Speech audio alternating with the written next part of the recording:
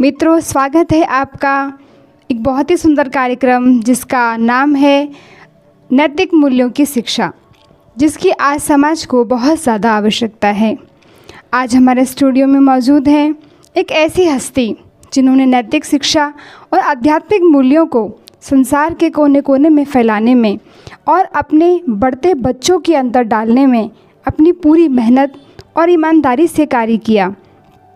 हम आपके सामने लेकर आए हैं हमारे आदरणीय ब्रह्मा कुमार भगवान भाई जी, जो माउंट आबू से हमारे बीच पधारे हैं। बहुत बहुत स्वागत है भाई जी आपका। भाई साहब पिछले 40 सालों से ईश्वरीय ज्ञान में हैं, राजयोग मेडिटेशन का अभ्यास कर रहे हैं और जैसे लोग कहते हैं कि ब्रह्मा कुमारी समाज के लिए क्या काम कर रही है, तो आप इस बात के बहुत बड़े उदाहरण हैं जो केवल समाज के लिए अपना पूरा जीवन जो इन्होंने सेवा में दिया है और ये करके दिखाया है।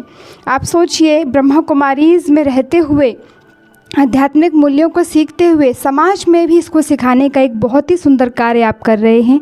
तो अब थोड़ी सी चर्चा हम इस कार्यक्रम में भाई साहब से करेंगे और हम भी जानेंगे कि वास्तव में लोगों के मन में भी ये प्रश्न बहुत उठता है कि क्या ऐसा हमारे समाज को हो गया है जो नैतिक मूल्य समाप्त होते जा रहे हैं, लोगों के अंदर भावनाएं समाप्त होती जा रही हैं।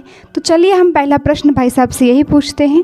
भाई साहब, वर्तमान समय में हम देखते हैं कि मूल्य ख़त्म होते जा रहे हैं। जीवन में व्यक्ति जो है किसी भी नियम मर्यादा में बंधना नहीं चाहता है। ऐसे में आपको क्या लगता है कि समाज को इसकी बहुत आवश्यकता है? आपने बहुत अच्छा क्वेश्चन पूछा। तो वास्तव में मूल्यों से समाज चलता है, संसार चलता है। मूल्य ये व्यक्ति का संस्कार के लिए बहुत आवश्यक है, क्योंकि आज समाज में जितने भी लोग जाते हैं, स्कूल और कॉलेज से जाते हैं, लेकिन स्कूलों में केवल पेट कैसे भरना है, पैसा कैसे कमाना है, यही सिखाया जा रहा है। इसलिए यही लोग जब समाज में जाते हैं, संस्कारों की कमी के कारण अपराध होते जा रहे हैं। कोई सुसाइड करता है, कोई नशा करता है। अगर मूल्यों की ऐसे ही ह्रास होता जाएगा, समाज में चलना फिरना बड़ा मुश्किल हो जाएगा। इसलिए मूल्यों की बहुत आवश्यक है, क्योंकि मूल्यों से मानव एक दूसरे के सहयोगी बनता है, स्नेह से रहता है, प्यार से रहता है। जहाँ मूल्य है वहाँ सुख शांति है, जहाँ मूल्य नहीं दुख और अशांति है। सारी बीमारियों का कारण, अपराधों के कारण, सारी समस्या की जड़ है मूल्य। इसलिए मूल्यों की कमी समाज में सारे प्रॉब्लम्स हैं। इसलिए वर्तमान समय मूल्यों की हर इंसान को आवश्यक है। मूल्य व्यक्ति के आत्मा है।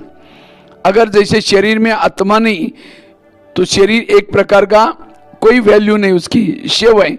इसी प्रकार जिस व्यक्ति के मूल्य नहीं, उसका जीवन मूल्यहीन है, उसके जीवन का कोई वैल्यू नहीं। आज कई कहते मुझे कोई वैल्यू नहीं देता। क्यों नहीं देता? क्योंकि उसके अंदर खुद के अंदर वैल्यू नहीं। जिसमें वैल्यू नहीं, कोई वैल्यूज नहीं देगा।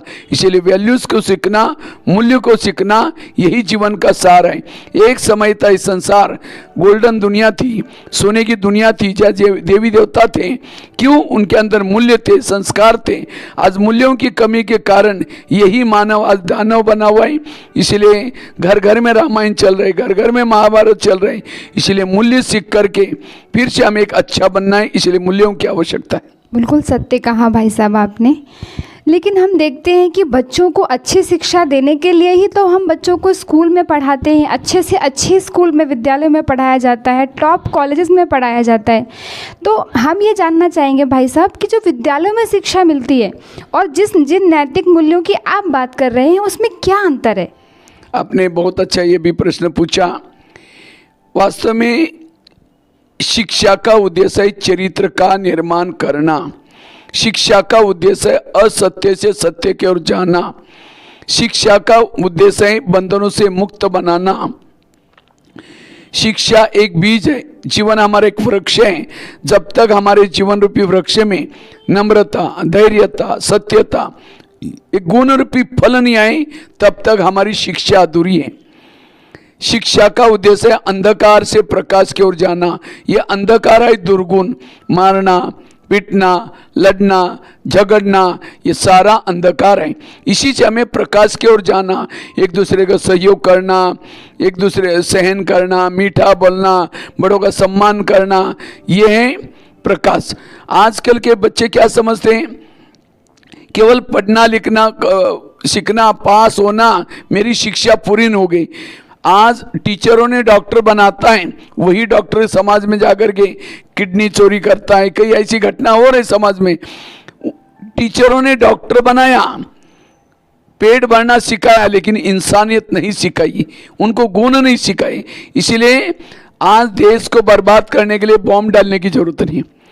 जहाँ के जिस देश में मूल्यों की कमी हो गई, वहाँ के डॉक्टर बिगड़े, नेता बिगड़े, व्यापारी बिगड़े, इंजीनियर बिगड़े, सारा देश बर्बाद हो सकता है।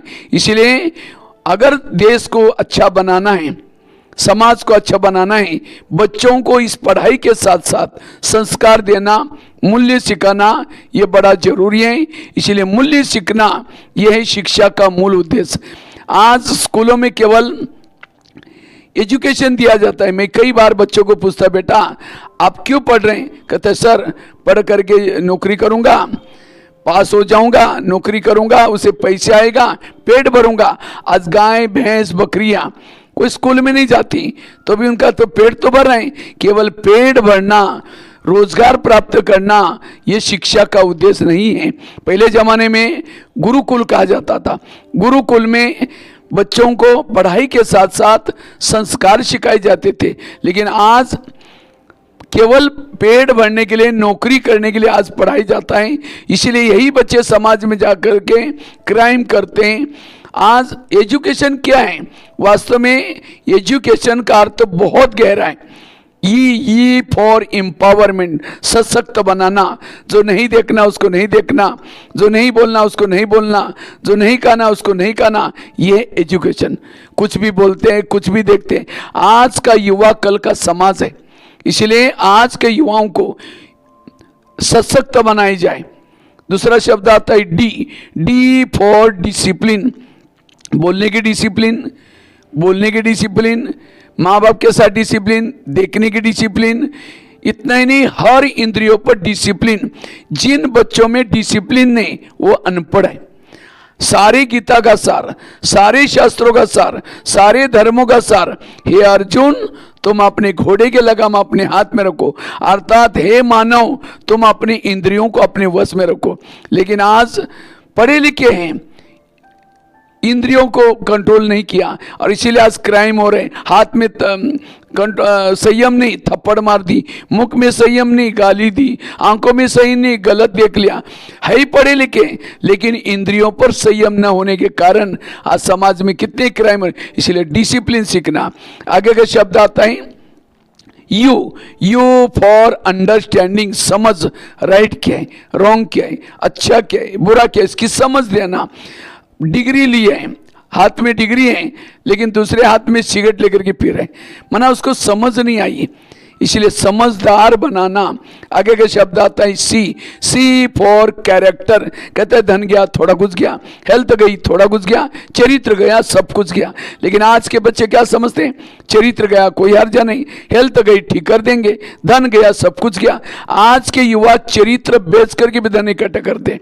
कई बार मैं ऑनलाइन में ऐसे लोगों को देखता हूँ, चरित्र बेच करके धन इकट्ठा करें और उसी धन से फैशन करेंगे, अच्छे कपड़े पहनेंगे, होटल में खाना खाएंगे। भूखा मरना पड़े, प्यासा मरना पड़े, चरित्र को कभी दाग लगने नहीं दे। इसलिए चरित्रवान बनना। एक समय था इसी दुनिया में चरित्रवान लोग थे। गाय शेर एक घाट पर पानी पीते थे। क्यों? मानव चरित्रवान था। इसलिए चरित्र सिखाना।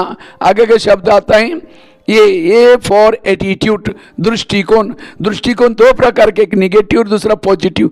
लेकिन आज के बच्चों का दृष्टिकोण निगेटिव बनता जा रहा है। मैं तो पढ़ तो रहा हूँ, पता नहीं मेरा क्या होगा, पता नहीं मैं पास हो जाऊंगा, पता नहीं करके पढ़ाई कट जाएगा। भगवान इस धरती पर हर इंसान को भेजा है, उसकी दाल रोटी की तैयारी करके भेजा है।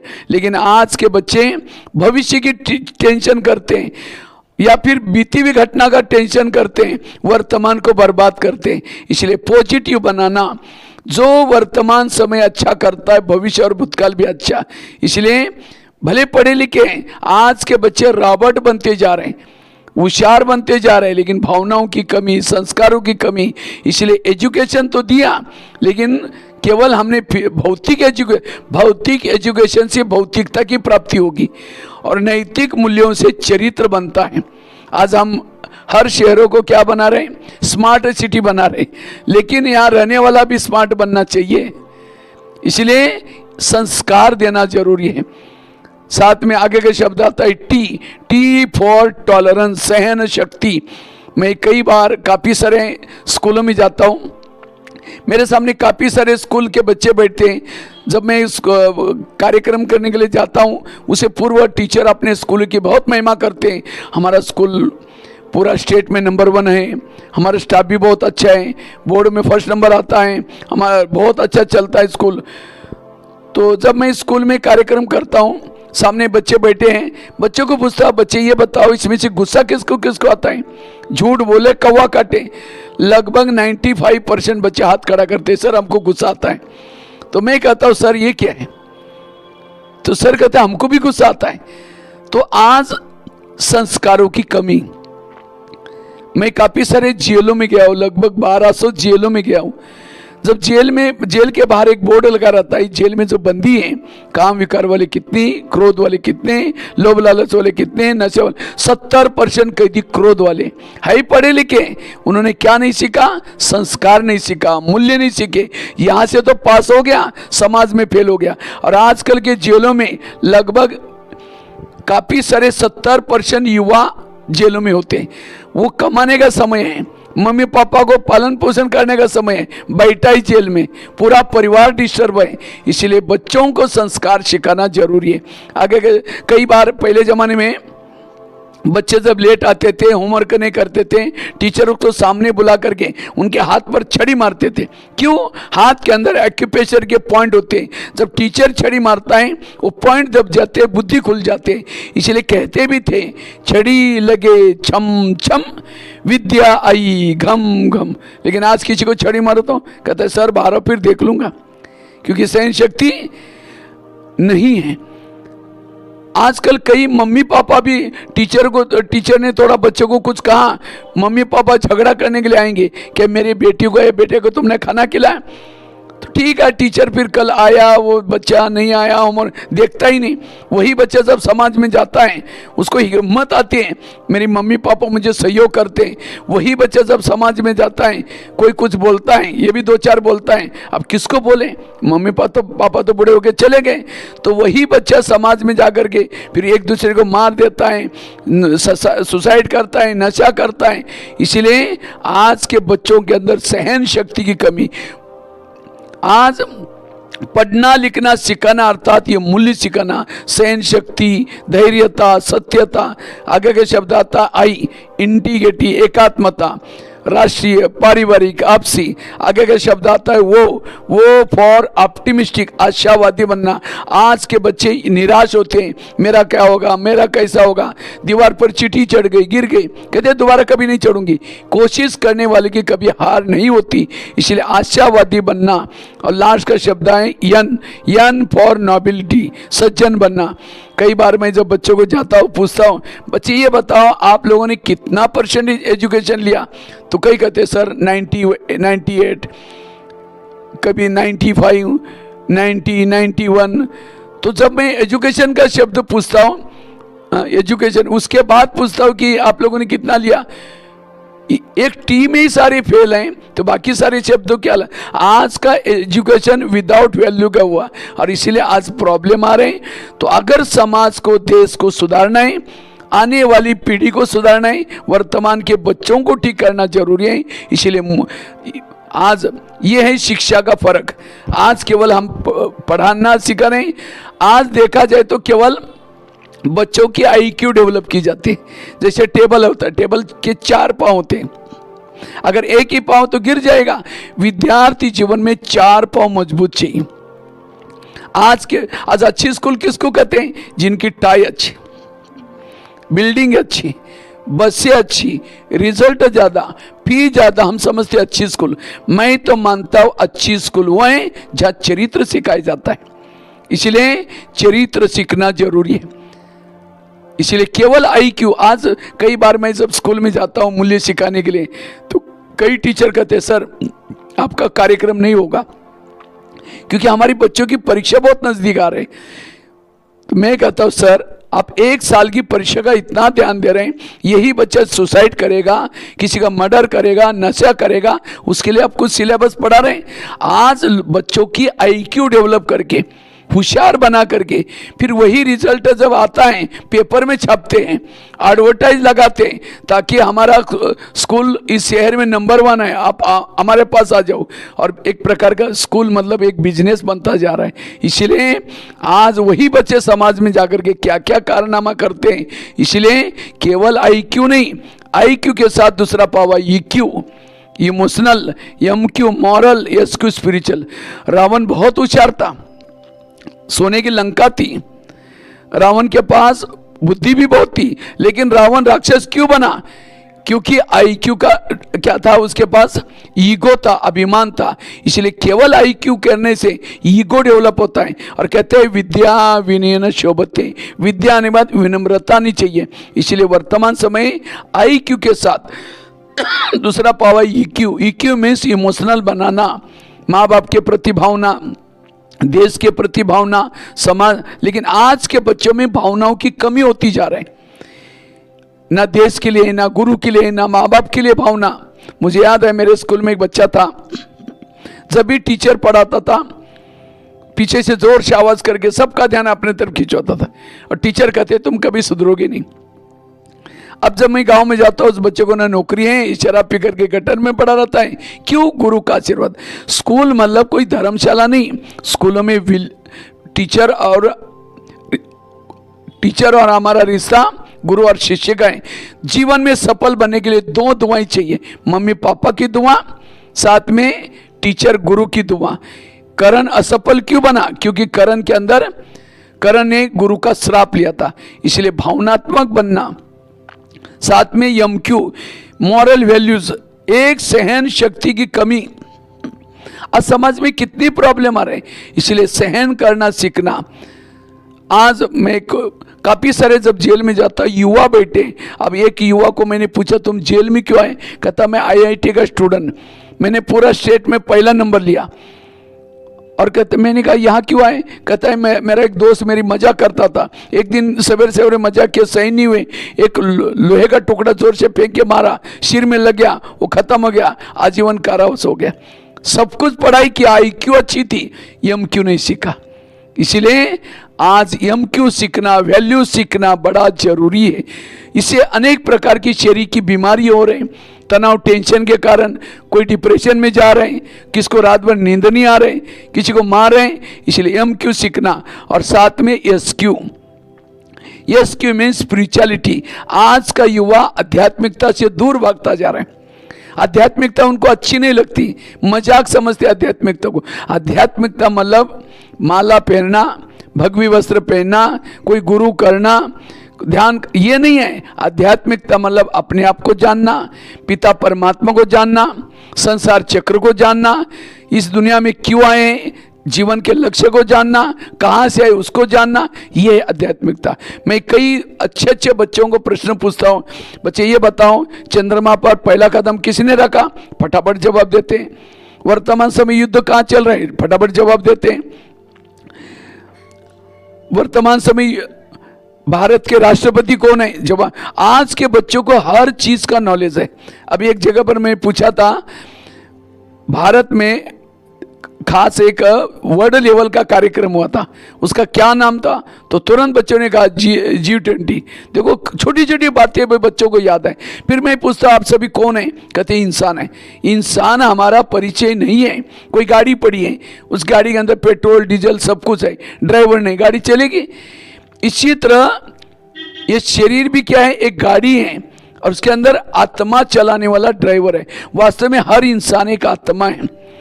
तो आत्मा कहाँ रहते हैं? दोनों भ्रुकुटी के बीच में रहते हैं। आत्मा का पिता परमात्मा, आपस में भाई भाई। तो ये है और आज हर इंसान अपने आप को भुलाए, पिता परमात्मा को भुलाए, और ये जब तक मूल्य आध्यात्मिकता नहीं आएगी, आत्मिक भाव आपस में नहीं आएगा, तब तक वैल्यूज आ ही नहीं सकते। वैल्यूज का स्रोत है आध्यात्मिकता। हर इंसान एक आत्मा है, सबका घर एक, सबका पिता एक, सब आपस में भाई भाई। आज जातियों के नामों से ये हिंदू है, ये मुस्लिम है, ये ऐसा है, आत्मा है। आज हर एक को देह को देखता है, और इसीलिए आज समाज में प्रॉब्लम आ रहे हैं। इसलिए आध्यात्मिकता सीखना जरूरी है। हम सब एक घर के हैं, सब आपस में भाई भाई हैं, सबका पिता एक है। इस आध्यात्मिकता को जागृत करेंगे तब वैल्यूज आएंगे। तो इसलिए आज केवल बच्चों को पढ़ाई करना सिखाते हैं, नौकरी करना सिखाते हैं, और इसलिए वैल्यू नहीं। ये है फर्क। बहुत बहुत बहुत सुंदर आपने बताया, एजुकेशन का भी अर्थ बताया, और आपने भी बताया कि आज का युवा गलत रास्ते पे क्यों जा रहा है, क्योंकि जो उसकी ग्रोथ हो रही थी उस समय ही ध्यान नहीं दिया गया। मेरा नेक्स्ट क्वेश्चन यही था, इसीलिए मैंने पूछा, और मुझे उत्तर भी मिला इस चीज़ का। और आज भी जैसे आपने बताया कि अच्छे से अच्छे स्कूल खुल रहे हैं, अच्छे से अच्छे कॉलेज, लेकिन उतना युवा या इंसान बन के तैयार नहीं हो रहा है जितना होना चाहिए, इसलिए क्राइम बढ़ते जा रहे हैं। तो अभी नेक्स्ट प्रश्न मेरा है कि जो मूल कारण आपने बताया जेलों में भी जाने का मूल कारण ये है कि सहन शक्ति की कमी है। तो ऐसा क्या करें जिससे कि सहन शक्ति बढ़े, चाहे वो बड़ों में हो चाहे बच्चों में हो, क्योंकि सहन शक्ति आएगी तो मूल्य धारण करने की क्षमता आएगी हमारे अंदर। तो हम ऐसा क्या करें जिससे हमको सहन शक्ति मिले, उसका कारण क्या है, सहन शक्ति क्यों नहीं हम प्राप्त कर पा रहे हैं? तो वास्तव में सहन शक्ति का आधार है पॉजिटिव विचार, सकारात्मक विचार। आज सहन शक्ति की कमी के क्या है, निगेटिव। हर व्यक्ति निगेटिव सोचता है, ये क्यों करता है, ये मेरे साथ ऐसा क्यों करता है। टाली कभी एक हाथ से नहीं बजती, टाली के लिए दो हाथ चाहिए। तो आज हर एक के अंदर निगेटिव, इसलिए कहते हैं, और जो ज़्यादा निगेटिव सोचता है, व्यर्थ सोचता है, उसको रात को चैन की नींद नहीं आती। निगेटिव सोचने वालों को आत्मचिंतन, परमात्मा चिंतन नहीं कर सकता। जो निगेटिव सोचता है उसको गुस्सा आता है। जैसे कुकर को गैस के ऊपर रखेंगे, गर्म होगा, गर्म होते होते सीटी मारना शुरू करेगा। कुकर सीटी मारेगा तो सब्जी पकाएगा, लेकिन कोई मनुष्य सीटी मारेगा तो ये क्यों हुआ, मेरे साथ क्यों हुआ, ऐसे कैसे हुआ। तो आज हमें पॉजिटिव रहना, और पॉजिटिव का आधार है मेडिटेशन। जब हम मेडिटेशन करते हैं, कुछ आध्यात्मिक बातें पढ़ते हैं, तब हमारे अंदर सहन शक्ति आएगी। क्योंकि टाली कभी एक हाथ से नहीं बजती, टाली के लिए दो हाथ चाहिए। अगर कोई व्यक्ति मेरे साथ उल्टा सुल्टा करता है, मैंने भी कभी उसके साथ किया था, जीवन में आने वाली निगेटिव बात को पॉजिटिव में चेंज करें। किसी ने गाली भी दी, क्या समझो, गाली नहीं दी, मेरे ऊपर गुलाब का फूल डाल दिया। आज एक आम को भी अक्कल है।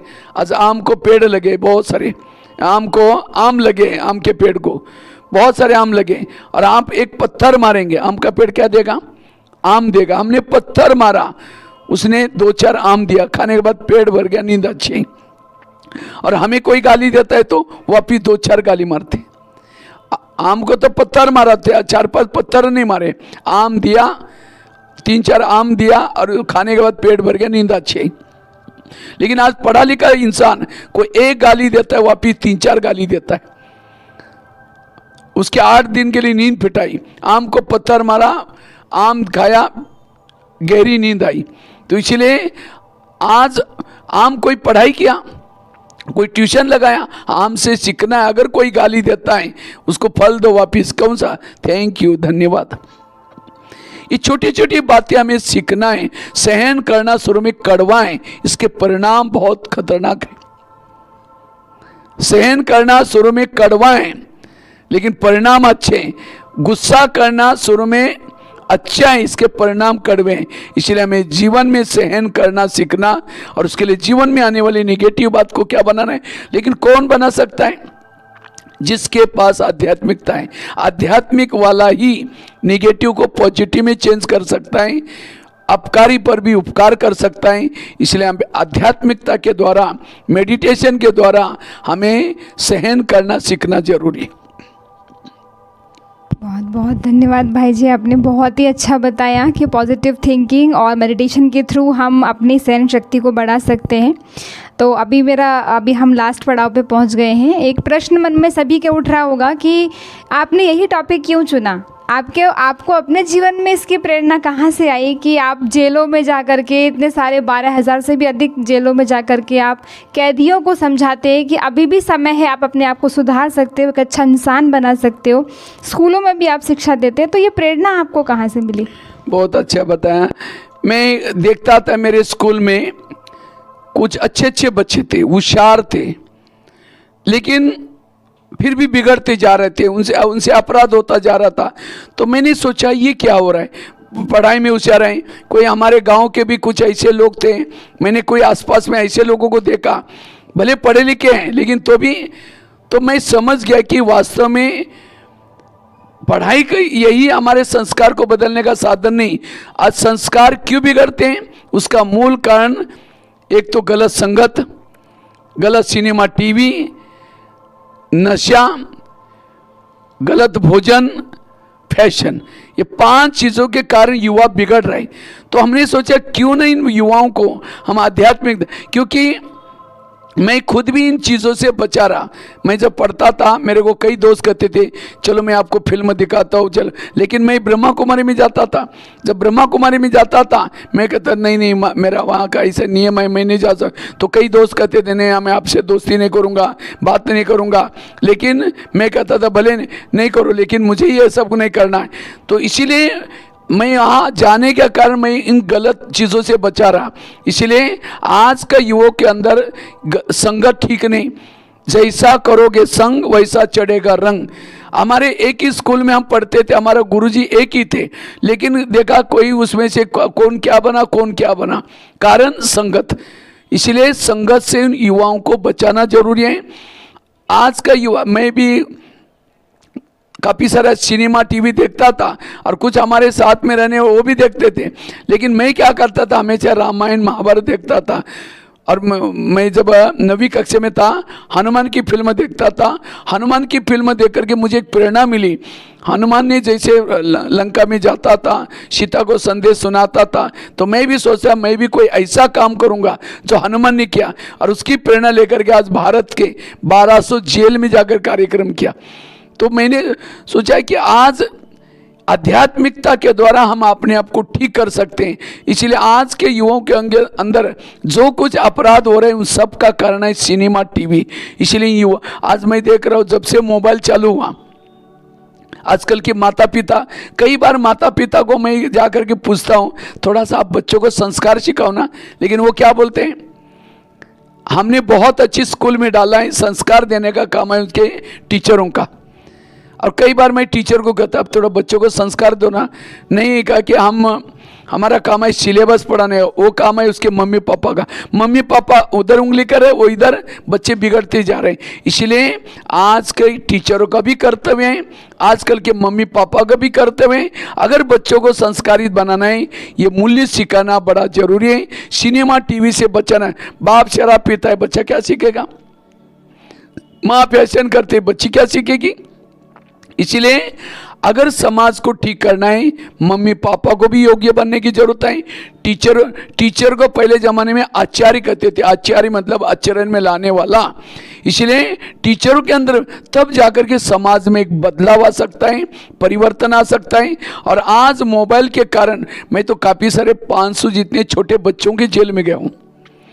छोटे छोटे बच्चे, उनकी कहानी पढ़ो सुनो, ये क्यों आया, वंडरफुल लगता है। छोटे छोटे बच्चे ये कहाँ से सीख रहे हैं, ये मोबाइल, जैसा देखेंगे वैसा बनते हैं। इसलिए इन चीज़ों से उनको बचाना। अगर कोई बच्चों को चाकू देंगे तो क्या करेगा, चाकू के साथ खेलेगा, हाथ कटेगा, मुंह कटेगा, मुंह में डाल खींचेंगे तो छोड़ेगा भी नहीं। अगर उसे चाकू लेना है दूसरा खिलौना दो।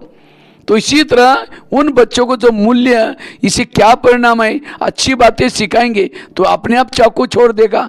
इसीलिए आज जो अपराध हो रहे हैं, वैसे बाल काटेंगे, वैसा ही कपड़े पहनेंगे, वैसा ही स्टाइल से चलेंगे, क्यों, जैसा देखते वैसा। इसीलिए इन बच्चों को सिनेमा टीवी से बचाना। और साथ में आज नशे से छोटे, मैं कोई शहर में गया था, एक शहर में 55 नशा मुक्ति केंद्र, और उसमें कौन बैठा है, युवा बैठा है, पढ़ा लिखा है, लेकिन नशा। क्यों नशा करता है? टेंशन, तनाव, कोई ना कोई बात का। इसलिए नशे से बचाना। कहते रावण क्यों बना था? रावण नशा करता था। उसी जमाने में तो एक ही रावण था, आजकल तो घर घर में रावण पैदा होते जा रहे। इतने सारे राम कहाँ से लाए? इसलिए उन बच्चों को नशा से बचाना। गलत भोजन, जैसा खाओगे अन्न वैसा बनता है मन, और साथ में फैशन, ये 5-6 चीजें बच्चों को बिगाड़ रहे हैं। तो आज जब तक उन बच्चों के अंदर आध्यात्मिकता नहीं लाएंगे तब तक उनके अंदर वैल्यू नहीं आएंगे। और मुझे ये प्रेरणा मिली, मैं भी 11 साल स्कूल नहीं गया था, तो 11 साल के बाद हमारे खेती से एक रोज बच्चा जाता था। तो मैं सोचता था ये बच्चा रोज कहाँ जाता है, उसके पीछे पीछे गया। एक मंदिर में स्कूल लगती थी, मैंने कहा सर मुझे भी पढ़ना है। तो टीचर ने मना किया, अब तो बड़े हो गए, थोड़ी पढ़ सकते। मैंने कहा सर मुझे कोई डिग्री नहीं चाहिए, कोई सर्टिफिकेट मेरे हाजिरी नहीं लगाना, मुझे क सीखना है। तो मेरी लगन दे करके टीचर कहता ठीक है कल से आओ। तो पहले दिन टीचर ने 5वीं कक्षा में बिठाया, कहा कि पहली को सुनाएंगे तो भी सुन लेना, दूसरे को सुने। रोज जब जाना शुरू किया, घर वालों ने पूछा रोज कहाँ जाते हो? हमने कहा स्कूल में। कहा कि स्कूल क्या होता है? हमने कहा उसमें पढ़ते हैं, नौकरी लगते हैं। कहा कि अपने पैसा नहीं जाना। मैंने कहा मैं बिना पैसे का पढ़ूंगा। मैं रोज सवेरे जल्दी उठता था, नीम के बीज इकट्ठे करता था, हमारे यहाँ बबुल के पेड़ होते हैं, उसका बबुल का गम निकलता था और बेचता था। अपने पाँव पर खड़ा होकर के पढ़ाई किया। तो 7वीं कक्षा में बोर्ड की परीक्षा थी, तो टीचर ने मना किया, अब तुम तो डायरी पेन नहीं लाते। अब सोचे क्या करेंगे, चोरी भी नहीं करना है। मैं रद्दी से पुरानी डायरी लाता था, पानी से धुलाई करके फिर लिखता था। एक दिन आया, उसी रद्दी में एक ब्रह्मा कुमारी का आश्रम का एक किताब मिला, उसे मेडिटेशन सीखा, और उस मेडिटेशन की कमाल और यहाँ के जो ज्ञान सीखा है उसे कमाल मैंने अपने जीवन। कहाँ मैं पुलिस वालों को देख करके डरता था, 2 शब्द नहीं बोल सकता था, लेकिन रोज सवेरे 4 बजे उठ करके मेडिटेशन किया, ईश्वरीय महावाक्य सुने, और इससे मेरे अंदर इतना परिवर्तन आया। तो मैंने सोचा आज मेरा जीवन क्या था, अगर यही हम और बच्चों को सुनाएंगे, उनको प्रेरणा मिलेगी और आने वाले समाज एक अच्छा बनेगा। ज्योति से ज्योति जगाते चलो, एक ज्योति जगेगी दूसरे तो समाज में बदलाव होगा। इसी प्रेरणा लेकर के आज ये कार्यक्रम कर रहा हूँ। मेरा 2010 में 8 में 9 में लगभग 5000 स्कूलों का और 800 जेलों का रिकॉर्ड बना था। इंडिया बुक ऑफ रिकॉर्ड में नाम दर्ज हुआ था। मेरा लक्ष्य कोई रिकॉर्ड बनाने का नहीं था, लेकिन अभी भी मेरा ये सेवा जारी है। मैं भारत में लगभग 12,000 जितने स्कूलों में अब तक किए हैं, और साथ में 1100-1200 जेलों में, और भारत में और नेपाल में भी जाता हूँ। नेपाल में 70 जिले में गया हूँ। तो कहाँ थे, मेरा एक लेख छपा था, धूल में छिपा हुआ हीरा। कहाँ धूल में थे, लेकिन आज आध्यात्मिक ज्ञान के द्वारा अपने जीवन को महान बनाया। तो इसलिए ये प्रेरणा लिए मेरे जीवन से और ये कार्यक्रम कर रहा हूँ। कहाँ धूल में छिपे को हीरे को भगवान ने चमका दिया। बहुत ही सुंदर। और अंत में एक प्रश्न पूछकर पूरा करेंगे कि इतना आपके जीवन की इतनी अच्छी जर्नी है और आप भी अपने यूथ समय पर बचे रहे बुराइयों से, आज के युवाओं को जो फैशन भी करते हैं, जो नशे में भी इंटरेस्ट लेते हैं, सब कुछ करते हैं, आज के यूथ को, भारत के युवा को आप क्या संदेश देना चाहेंगे? मैं युवाओं को यही प्रेरणा देता हूँ, आप सभी आध्यात्मिकता के तरफ अपना इंटरेस्ट जागृत करें, आध्यात्मिकता की शरण में आए। आध्यात्मिकता ही वर्तमान की परिस्थिति में आपका मनोबल बढ़ाएगी, आत्मबल बढ़ाएगी, संस्कारों को परिवर्तन करेगी। क्योंकि युवाओं में जितने संस्कार श्रेष्ठ हैं उतना वो महान बन सकता है। इसलिए आज है युवा लेकिन अंदर से खोखला है, कोई ना कोई नशा, कोई ना कोई बुरी आदतें। इसलिए युवाओं को मेरा यही अनुरोध है, आप आध्यात्मिकता को अपनाएं, आध्यात्मिकता को जीवन में लाएं, मेडिटेशन सीखें, अपने जीवन को सकारात्मक बनाएं, पॉजिटिव रहें, सोच अच्छा रखें, तब जाकर के आप शारीरिक रूप से, मानसिक रूप से हेल्दी, वेल्दी और हैप्पी बन सकेंगे। इस दुनिया में आए कुछ अच्छा कर्म कर सकेंगे, इस नशे से, बुराई से बच सकेंगे और अपना जीवन वैल्यूबल बन सकेगा। यही मेरा अनुरोध है। भाई जी, कई युवा प्रश्न भी पूछते हैं कि इतनी सारी ऑर्गेनाइजेशंस है सिखाने वाली, तो हम कहाँ जाएं और कहाँ सीखें? आप क्या कहना चाहेंगे? क्योंकि आज हमें सत्यता को पहचानना जरूरी है। आज इतना सारा सब कुछ है तो भी समाज कहाँ जा रहे हैं? आज समाज में अपराध होते जा रहे हैं, कितनी भक्ति कर रहे हैं, कितना क्या कर रहे हैं। परमात्मा ने गीता में वचन दिया था, यदा यदा ही धर्मस्य ग्लानिर्भवति भारत। भारत तो क्या, इस दुनिया में जब धर्म ग्लानि होगी तब मैं आऊँगा, और जब मैं आऊँगा मुझे पहचानने वाले कोटों में कोई। वर्तमान समय गीता के वचन अनुसार परमात्मा इस धरती पर आए हैं, और परमात्मा अपना सत्य बातें सिखा रहे हैं, और परमात्मा ये ज्ञान दे रहे हैं। इसलिए वास्तव में इस परमात्मा हम कौन हैं, वो कौन है। जैसे पेड़ों के पत्तों को पानी डालने से पेड़ नहीं बढ़ता, इसी तरह जब तक इस सारे संसार को देने वाला कौन है, सबका पिता कौन है। जैसे बच्चे आपस में ठीक है, पिताजी को नहीं मानते तो घर की स्टेट नहीं मिलती। इसी तरह आज हम आपस में गुरु देवी देवता इनकी पूजा करते हैं, लेकिन सबको देने वाला परमात्मा उसको याद नहीं करते, तो इसीलिए आज हम उनसे कुछ नहीं मिलेगा। इसलिए जब तक उस परमात्मा शिव के शरण में नहीं आएंगे तब तक हमारा उद्धार नहीं होगा। इस परमात्मा आकर के पूरा तीनों लोगों का, तीनों कालों का ज्ञान सुनाते हैं, इस सृष्टि का रहस्य बता रहे हैं। वास्तव में इस सृष्टि में तीन लोग हैं, साकार दुनिया, आकारी दुनिया, निराकारी दुनिया। ये दुनिया में तीन लोग हैं, साकारी, आकारी, निराकारी। ये दुनिया में 4 युग होते हैं जो स्वस्तिका में दिखाया जाता है। 4 भाग, समान भाग होता है। एक भाग सतयुग का, दूसरा त्रेता, तीसरा द्वापर, चौथा कलयुग। जब इस सृष्टि में टोटल 950 करोड़ आत्माएं हैं।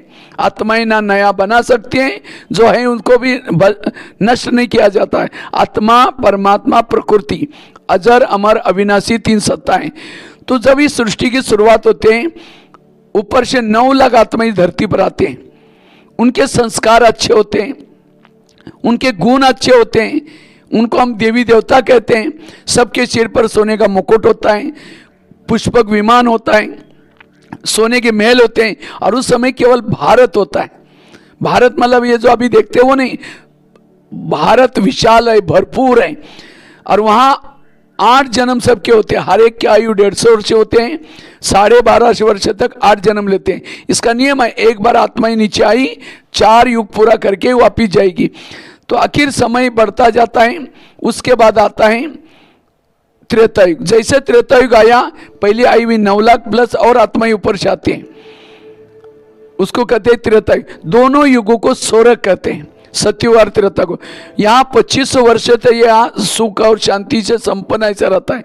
आखिर समय बढ़ता है, त्रेता युग में 12 जन्म होते हैं, थोड़ी आयु कम हो गई। उसके बाद जब 25 वर्ष पूरा हो गया, द्वापर युग शुरू हो गया। जैसे द्वापर युग शुरू हो गया, जो आई हुई आत्माएं विकारों के वश हो जाते हैं। इसलिए कहते हैं राम की सीता रावण। रावण मतलब विकार, काम, क्रोध, लोभ, मोह, इसके अधीन हो जाते हैं। फिर परमात्मा क्या करता है, ऊपर से धर्मात्मा भेजता है। जैसे कितना भी लाइट लगाओ रात के समय अंधेरे में, तो भी दिन जैसा उजाला नहीं होता। इसी तरह ऊपर से धर्मात्मा आते हैं। धर्मात्मा ने भी ये नहीं कहा कि हम भगवान हैं, आई एम गॉड ही नहीं बोला, गॉड इज लाइट, ये सुनी कहा। लेकिन जिन्होंने उनका ज्ञान सुना, उनको ही उन्होंने भगवान माना। आखिर उसके बाद दूसरा आया, अल्लाह नूर है, माना सभी ने उस परमात्मा की तरफ इशारा किया, लेकिन धर्म बनते गए। आखिर ओंकार निराकार, गुरु नानक ने भी कहा, धर्म बढ़ते गए। फिर भक्ति करना शुरू किया। द्वापर युग में लगभग 21 जन्म लेते हैं, आयु भी कम हो गई। उसके बाद धीरे धीरे आता है कलयुग। कलयुग में हमने देवी देवता की पूजा भी की, फिर पेड़ों की, पत्तों की, पानी की, सबकी पूजा करना, परमात्मा को ढूंढना शुरू किया। आखिर इतना कलयुग बढ़ता जाता है। जब देख रहे आजकल 5-5, 10-10 साल वाली बच्ची के ऊपर रेप केस होता जा रहा है। इतना जो काम राक्षसों ने नहीं किया, वो काम आज का मानव कर रहे हैं। इतना अति होता है। आखिर दिया जो परमात्मा, सबका पिता, दया का सागर, ये सारी बातें देख करके अपने वचन अनुसार इस धरती पर आता है। और वो कहाँ आता है, जो सतयुग में कृष्ण था, उसका लास्ट का जन्म, जिसका नाम प्रजापिता ब्रह्मा, उनके तन में परमात्मा प्रवेश करके इस सारी सृष्टि का आदि मध्य अंत का ज्ञान देता है। और उसके बाद ये 100 साल तक काम चलता है। 1937 से 2037 तक परमात्मा ये प्रजापिता ब्रह्मा कुमारी ईश्वरीय विश्वविद्यालय की स्थापना करके उसी के द्वारा ये सहज राजयोग और ज्ञान सिखाता है। और जो आत्माएं ये आकर के ज्ञान सीखते, योग सीखते हैं, और इसमें सभी 140 देशों में संस्था चल रही, सभी धर्म के सब, तो सभी लोग आते हैं जो सीखते हैं। फिर उसके बाद धीरे धीरे ये सृष्टि में एक महाभारी विनाश होता है, और विनाश होने के बाद सारी आत्माएं वापिस चली जाते हैं। और जिन्होंने ज्ञान योग सीखा, संस्कार अच्छे बनाए, वही आत्मा फिर वापिस सतयुग में आते हैं। ये चक्र हर 5000 वर्ष के बाद रिपीट होता है। इसलिए अब परमात्मा इस धरती पर आए हैं, अपना ज्ञान दे रहे हैं। अगर हमें भी संस्कारित बनना है, उसके शरण में आकर के देवों में देव महादेव, हर हर महादेव, परम पिता परमात्मा, जब तक उसको जानेंगे नहीं, इसका ब्रह्मा कुमारी इसका 7 डेज का एक कोर्स रहता है। ये 7 डेज का कोर्स करके रोज आधा पौन घंटा ये ज्ञान सुनेंगे तो सहज ही, जैसे बाल्टी के अंदर गंदा पानी है, ऊपर से अच्छा पानी छोड़ो, गंदा पानी भी साफ होता है। इसी तरह हम रोज ज्ञान योग करेंगे, एक दिन आएगा हम स्वच्छ बनते, संस्कारी बनते, और हम साथ में और कुछ नहीं लेके जाते, संस्कार। बाकी एटीएम का यहीं रहेगा, जो भी कमाई यहीं रहेगा। इसलिए अब जागने का समय है। कहते हैं लंका जलने से पहले कुंभकर्ण को उठाया, उठ तो गया, करवट बदल करके फिर सो गया। इसी तरह इस कार्यक्रम के माध्यम से हम सभी को जो सोए हैं सबको जगा रहे। फिर ये नहीं कहना है परमात्मा आप धरती पर आए, आप हमको तो पता ही नहीं। इसलिए जागो, युग बदल रहे हैं, संसार बदल रहे हैं, उठो, कुछ आने वाले जन्मों के लिए कुछ करो। इसलिए भक्ति का फल परमात्मा दे रहे हैं। सभी का पिता, सबको आना यही है। इसलिए हमें जागना है, ये आध्यात्मिकता, और इससे हमारे अंदर परिवर्तन आएगा। बहुत बहुत धन्यवाद भाई साहब, आपने तो सब कुछ ही बता दिया। और भी कुछ जानना हो अगर आप हमारे दर्शकों को, तो आप आ सकते हैं।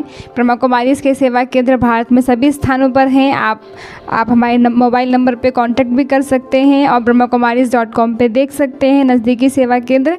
और आएँ, अपना भाग्य जगाएं। आप सभी का बहुत बहुत धन्यवाद। ओम शांति।